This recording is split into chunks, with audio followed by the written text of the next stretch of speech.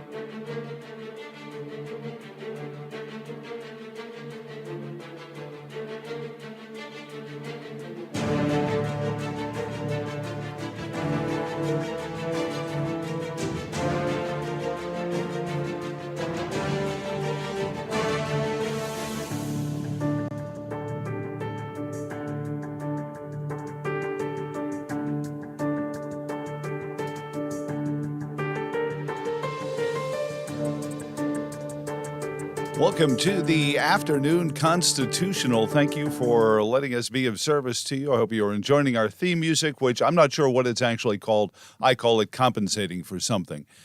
You may say, hold on a second, Joe, where's the collar? What's with the hair? We're going Hollywood today for a very special edition because in just a few short weeks, it seems, we're going to be off in Memphis, Tennessee, bringing you all the energy of Freedomfest. And although I'm not quite sure, over the years it's become more like Freedomfest happens around the Anthem Film Festival. And joining us is the founder and the president of the Anthem Film Festival, Ann Skousen. Joanne, how are you doing today?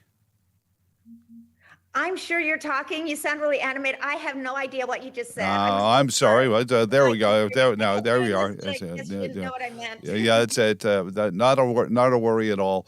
Ann Skousen with the Anthem Film Festival, and I appreciate you taking time out. You only just in the last couple of days chose all the films that will be part of it. Tell us a little bit about how that process goes and how many people need to get heard and have a say in how the films get chosen, how it happens. Do they pitch you the whole film, or do you just watch a sizzle reel? How does that go? It is the best of weeks and the worst of weeks. It's the best of weeks because I get to write to a handful, really, of filmmakers and say, we're taking your film and I'm so excited to share it with our audience. And then I have to notify the other three-fourths and Mm-hmm. tell them, I'm so sorry, we couldn't make room for your film this year. So it's the best of times and the worst of times. I watch every single movie. It gets harder and harder to do each year because we get so many. This year was our a record year. We had more films than ever before. But Wow. I start watching them as soon as they start coming in. We open for submissions in October, and I watch and I make notes, and so I don't have to watch them all at once. And I have some screeners who help me with that, Mm-hmm. programming specialists, and so I watch everything, and they usually will watch everything in a category, um, Oh, or okay. or I'll just tell them, you don't need to watch these films because I wouldn't accept them under any circumstances. And, for various reasons, Mm-hmm. they're amateurish or the topic is wrong or something like that. And then they help me, they give me their feedback. And a lot of times it comes down to how does it fit in the festival? Mm-hmm. Do I already have another film on this topic that might be better? Am I doing, I like to curate the films thematically, and so does it fit in a particular place? And then we always have panels with experts, so I'm Mm-hmm. always thinking, not only is this a good film, but is it a good fit? Well, and certainly things like not having the guest microphone on or earphones on at the beginning is probably a disqualifies a film right away. Yeah, having watched so many films, especially now the Anthem and Freedom Fest convention is very libertarian, so it pushes envelopes, it questions authority in so many ways. Have you noticed over time the films getting different? Do they kind of go in waves, different things, or is it really the individual filmmakers that really put their thumbprint on what it is?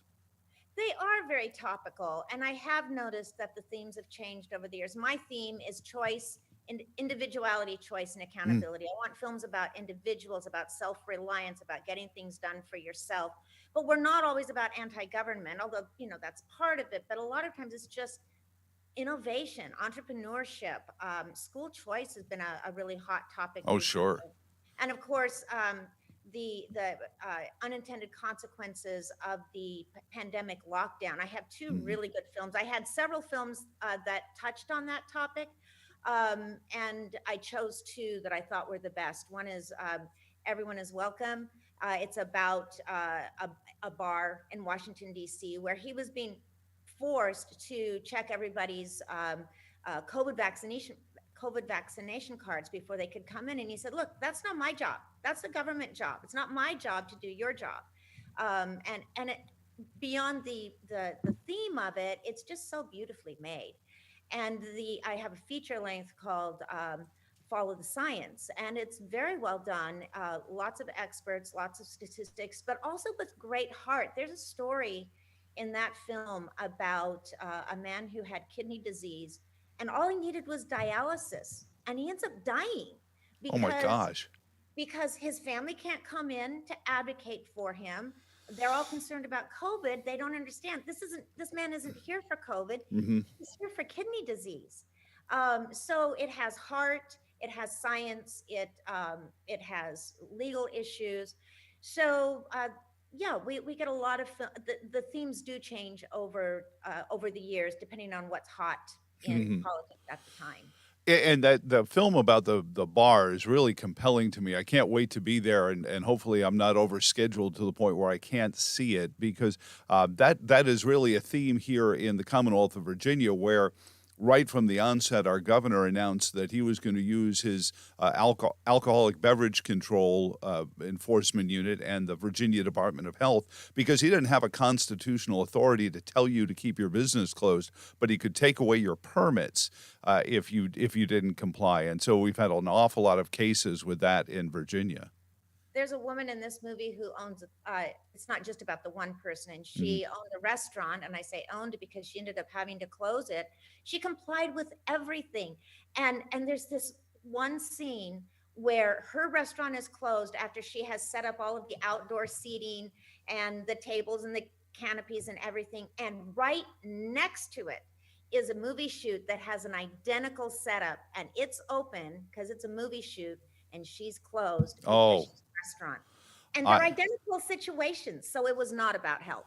right, and I'm sure there were probably more people on the movie set at that point than there were, and that's the thing that I think is, and I don't know how many films touch on COVID or have touched on COVID over the last couple of years, but certainly the itching powder that has driven a lot of people from the get-go was, I can go into the bar, I can go into the ABC store, but I can't go into a polling place. I can go into Walmart, but I can't go into my church. And it just seemed like there didn't make any sense to what we were trying to be protected from. So those are just a couple of the films. Joanne Skousen is on with us. Anthem Film Festival is part of Freedom Fest, but I've talked to so many people who say, no, we go for Anthem, and then we'll stop in on some of the stuff at Freedom Fest. Don't tell your husband Mark that.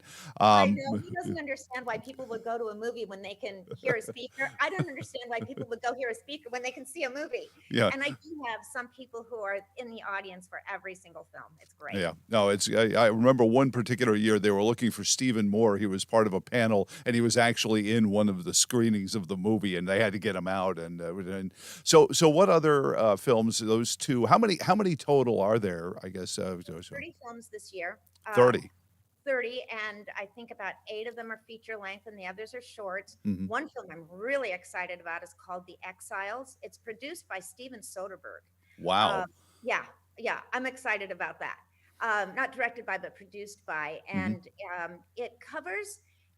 it features Christine Choi, who is a Chinese dissident who has lived in the United States for years and is a pro, professor in the NYU, Hmm. sorry, NYU Film School. Anyway, she's the featured director, and she's taken found footage of Tiananmen Square when it happened, and she interviews as well those same people today, and talks. We see what they were doing at the time when they were young college students trying to make a difference, and where they are now, Hmm. middle aged. Do they feel that it was worth it, or do they feel that nothing was even ever accomplished? And get this, one of them will be at my festival on the panel. Wow. And that's one of the things that I really enjoy about your film festival. I know the Virginia Film Festival here in Charlottesville does the same thing with their films, is the discussions afterwards are really so illuminative. Even if it's a film you've seen before, getting to talk to the director or even some of the particulars. I remember when you had Pink Houses and you had Ms. Kilo there answering questions about it. Those take everything to a whole other level, don't they, Joanne? Absolutely. Being able to meet the directors, meet the principals, it makes all the difference. And I have several principals who are coming. I was talking to one this morning who's going to be able to be there. We have a film about her, and she and her husband will be there. She's part of this.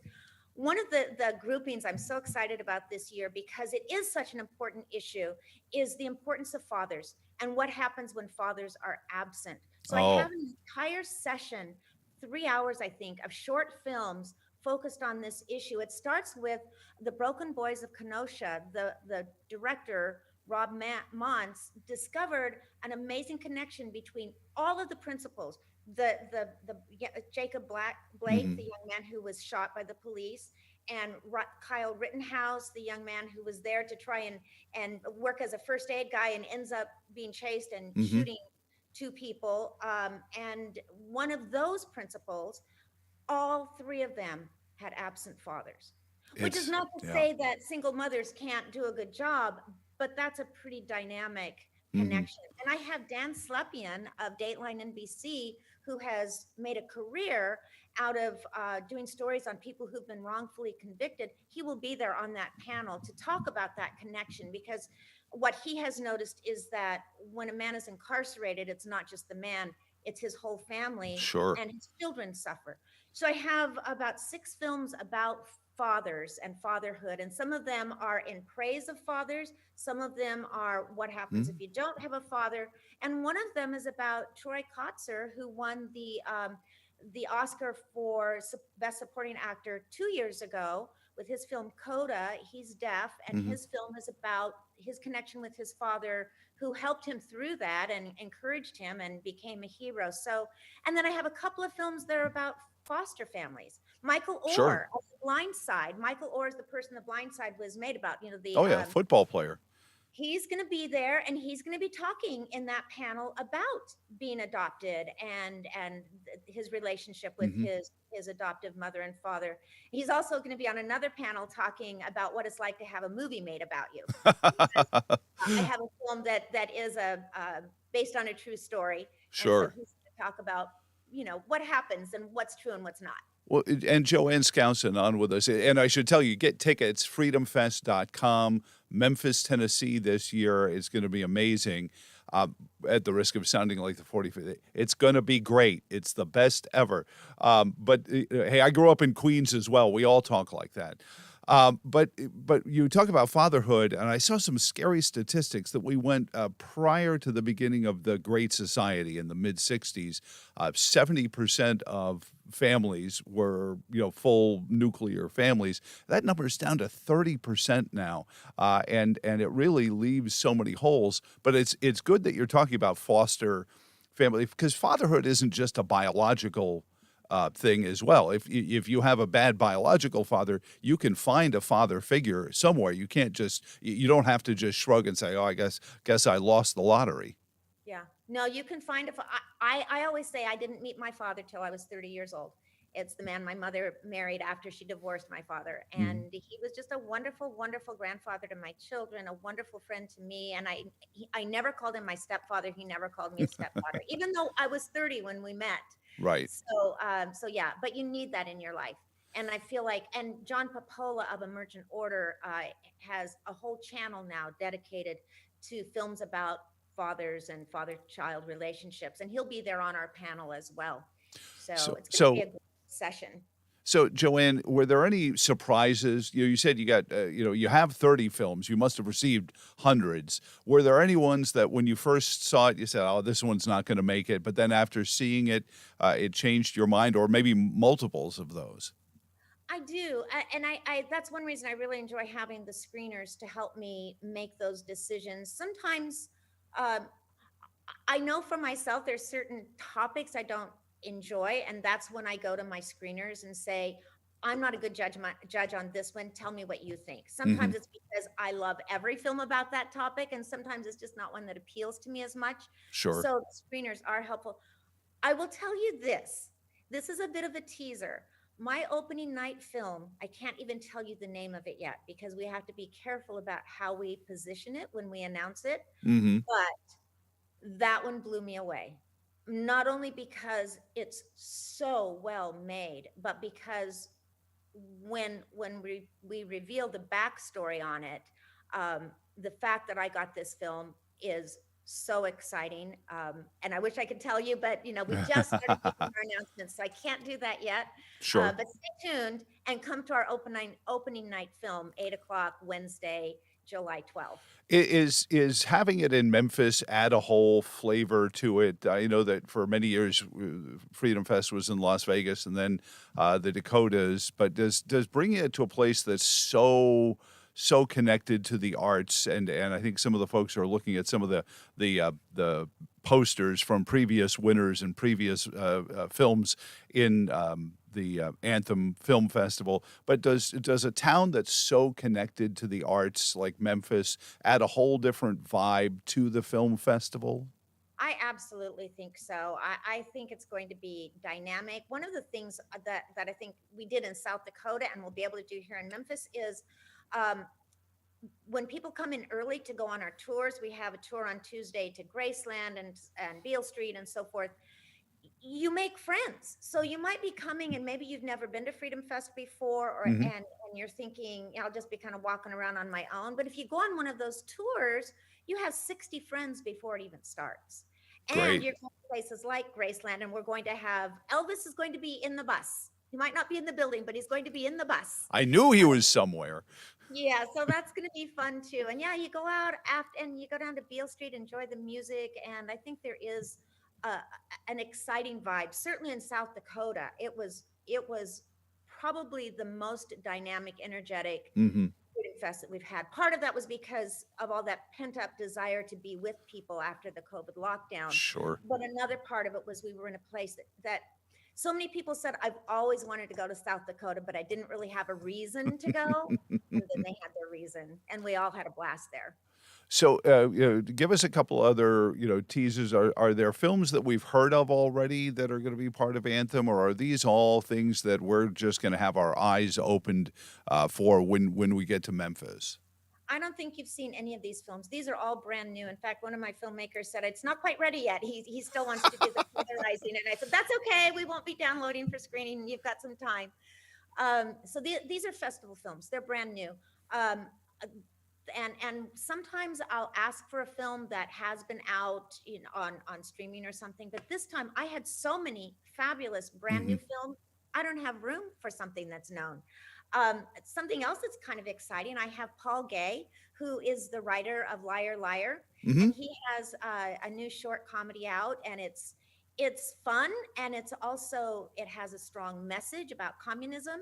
And he will be there on a panel with Lou Perez and Patrick Reasonover talking about comedy and the art of using satire to make a point. Oh, yes. um, I have another one on the art of animation because that can be used so effectively in Hmm. not just a full animation, but the animation you use within a documentary. So we also give a lot of tips for filmmakers during our panels. And the filmmakers are there for the whole session, for the whole week, the end of the week and into the weekend. So you're bumping into them at the breakfast line. You're saying, "Oh, I loved your film." Now, will there be any? You mentioned the talks afterwards, but will there be any sessions, meet and greets, and that kind of thing, or is it just going to be sort of catch can ad hoc as people walk to and from different breakout sessions? It's both. We have the theater, of course, and we're making it better than ever. We usually are in a ballroom and it's flat on the floor, but we're building up. We have a bigger screen. It's coming down from the top. You can read subtitles. So the theater experience is going to be better than ever. And then we'll also have a lounge where filmmakers can hang out, and anyone is welcome to come. So you can come to the filmmakers lounge and see who's there and talk to the filmmakers. We also have our filmmakers reception on Thursday night. And this is something that has really grown. I have more non-filmmakers than filmmakers now who come. Anyone can buy a ticket. Great. Our master class this year is going to be Thomas Pack, who is Michael Pack's son. Michael Hmm. Pack was with PBS for years, and they're starting this new incubator for nurturing young documentarians. And so he'll be there to talk to anyone who's interested in being a better documentarian. So he'll be giving advice and also talking about how to apply for Hmm. their new incubator program. Oh, and that leads me to a topic that I bring up, and I think we were talking with Valerie the last time she was on, and I apologize if anyone's looking for the last interview we did. Unfortunately, Valerie was on the same show. We had this guy, Dr. Paul Marik, and we got talking about a virus and treating sick people with readily available medicines, and apparently that violates YouTube Network's standards. So I felt a little like a very small version of Tucker Carlson after that happened, and they won't give it back to me. So apologies to Val for that. But right, yeah, she was on the very beginning of the program. Then Dr. Paul Marik joined us from the Frontline COVID-19 Critical Care Alliance, and it didn't take them an entire day. The next morning, I woke up and I had an email from them saying, "Hey, we've taken down one of your videos, and you're not going to get back, and you can come here and we'll tell you why. And if you want to protest, we'll listen, but yeah, you're not going to win." So we're working on other ways to do it. But that leads me, though, into the internet, digital technology. We built a whole TV studio. Not that we're anywhere near Tucker Carlson's level, but I'm not owned by a major network telling me what to say. They're not in my ear here saying, "Don't ask that," and I don't have to worry about them firing me afterwards. But especially in the world of documentary films, with the Netflixes and the Amazon studios and everything, are they sucking the air out of what could have been a very fertile place for real innovative? I've got a really good camera and I want to make a movie and tell a story world yet, and can it come back? I kind of think it's it's just the opposite. I think all of these different streaming platforms are creating a space, just like I created a space for libertarian film that wasn't happening before. I started this 12 years ago because I wanted to, it was, if I built it, they would come. Hmm. There just weren't libertarian films because there was no libertarian audience. But because I have this film festival and people are watching the films and they're getting awards, so Oh they yeah. can go out to someone and say, I won the Audience Choice Award or I won the Excellence in Filmmaking Award. Suddenly there's confidence that there is an audience. And now we have these kind of niche um, um, platforms that are catering to these kinds of films. One of them is Salem Now. Uh, they've created their own streaming platform and they Hmm. focus on more conservative films. And a number of my filmmakers have ended up migrating over there, and they've had a distribution pipeline that they can make some money on their films, and it doesn't require exclusivity. And so, I to get onto Netflix is a little harder to get onto Amazon because they do tend to lean left. But there are ways now that you can see films that are your style and your philosophy. Hmm. I've always told people, I say, if you watch somebody who just goes out and makes whatever they want, it's never as good as somebody who has a little bit of pressure on trying to get the story right. So last one, Joanne Skousen is on with us, and it's July 12th through, I had it just written down, 12th through the 15th of this year in Memphis, Tennessee, and it's freedomfest.com to get the whole thing. But can you make your plans? Have you and Mark made the schedule so that we don't have to make that Faustian choice of like, oh, I really want to see this? So, which did you think? It I gets will. harder and harder, right? Here's the best choice. Here's the best choice. You can listen to the speeches later and just imagine what they look like. I But like that. I like that. not only see the movies, but meet the directors, have your question and answer, and listen to these great panels. Just come to Anthem. Just find your spot in the theater, bring your sandwich, bring your popcorn, bring your snacks, and just enjoy the movies for 3.5 days. And I really feel like these films, especially the full length ones, really can have a big impact. If you look at the impact of some of the feature length films, and I remember one of my particular favorites was Poverty Inc. And I love to tell the story that this movie was so good, it won Anthem's Best in Show and it won Sundance. So it went from all the way over here on the libertarian side to all the way over here on the Aspen kind of left wing side. And it was such a good movie and such a great story. And these are the things you're going to find, right, Joanne? I quote that movie all the time because the reason it appealed to the whole spectrum is because it's true. Hmm. And he put so much evidence into it that it was the kind of thing you just can't deny. This is the way it is. And it has had such an impact on the way we do financial aid around the Hmm. world. Hmm. So, and I see that happening all the time, where Little Pink House is another example where it wasn't right or left, it was just wrong. It was Yep. just wrong. Yep. And since this festival started, I have seen more and more filmmakers have the courage to make these films because there is an audience for it. They can get the funding for it. They can get the accolades for it. And I'm very excited about that. And I think Hollywood is killing itself by making all of these demands. In order to win an Oscar, you have to have a certain Yep. number of women, a certain number of gays, a certain number of, and because of that, Hollywood is more focused on the Academy's requirements than making good Yeah. films with good stories. And our people are making good films with good stories. And that's all that it takes. I mean, that's what's going to win out in the end because people will gravitate, and especially in this world of social media, where I still think the majority of people will do the backyard fence sort of. Oh, I saw this film. You've got to go see this film, and that word of mouth advertising is so important to it. Joanne, thank you again. Anthem Film Festival is adjunct to Freedom Fest. It's July 12th through the 15th in Memphis, Tennessee. Freedomfest.com. I hope there are still tickets left, Yes. but I think we've got a couple of months there. Some great hotels in the area. Joanne, thank you so much for joining us. Thank you. See you at the movies. Absolutely, and we will see you there at Freedom Fest in Memphis. We will be doing this show live from Freedom Fest each day. We'll be there, plus my morning radio show as well. Thank you for tuning in today, and please, if a little side story about Poverty Inc. while we have a moment here before the orchestra plays us out. When I got to meet the filmmaker came on the radio show and talked with us a little bit about it as well. And he told me that what came out at the end of Poverty Inc. was not what he went in to film. His intention, the end product, was completely different than what he started out trying to make.